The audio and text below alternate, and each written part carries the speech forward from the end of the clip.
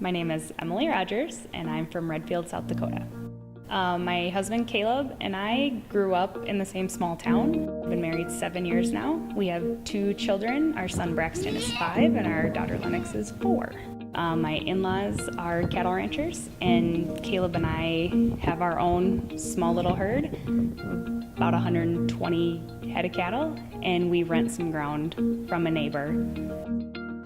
So back in the summertime, like around last August, I had noticed a lump developing rather high on my chest. I could see it in my swimming suit.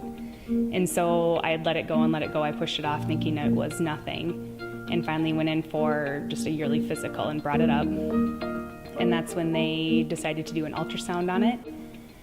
That doctor confirmed that it probably was just a simple cyst or some sort of growth that no one suspected cancer because they were very smooth tumors.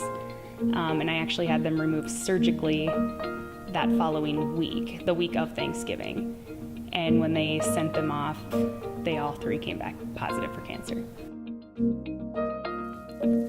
I immediately was terrified and thought I was going to die. I knew I wouldn't get to see my kids grow up, and I didn't know. I was most scared to call my mom. Being a parent myself, I knew they would take it the hardest. My kids are supposed to outlive me, but my parents aren't.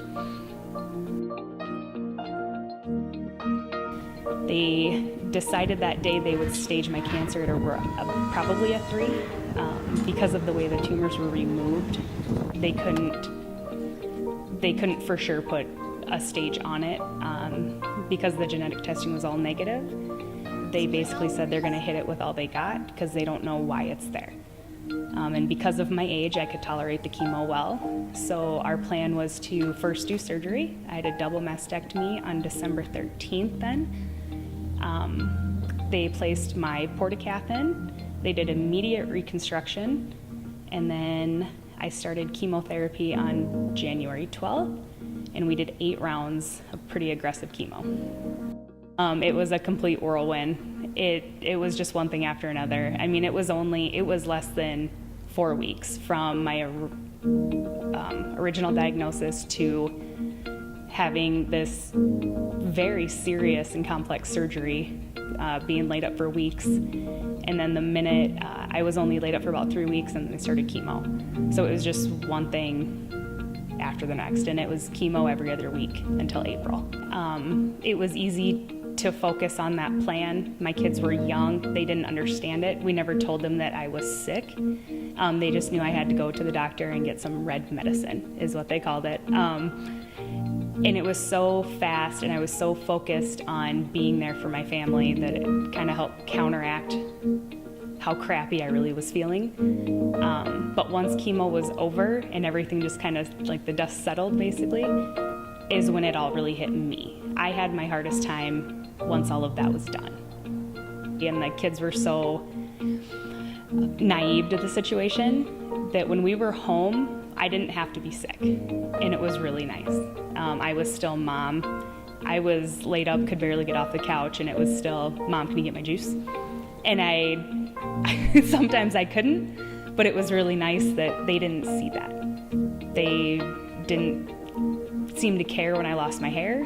I could walk around the house bald, and they didn't look at me any different.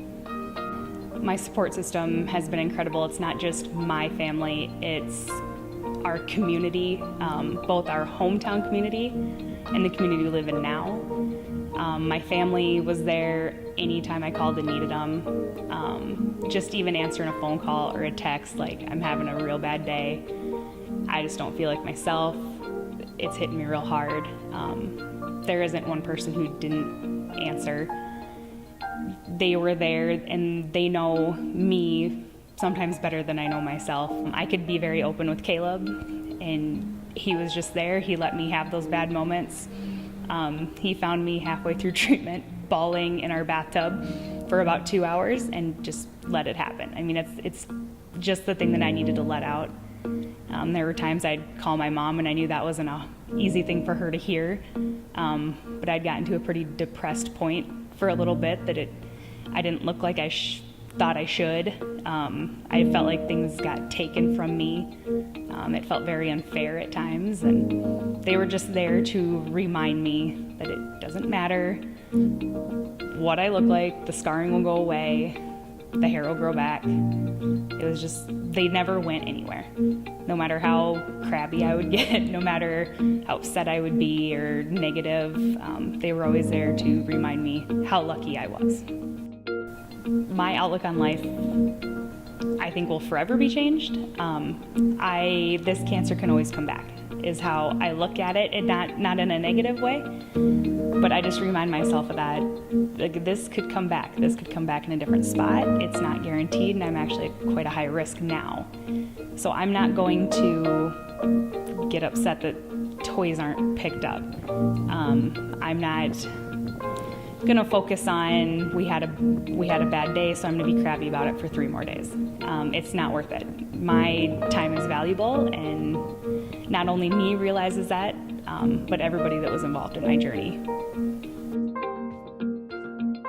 After seeing stories like Emily's, we see the importance of knowing your own body and going to your physician yearly and doing your yearly screening mammogram as well. And if you're unable to afford a mammogram, HRMC's We've Got You Covered program has the funds there available to help you pay for that.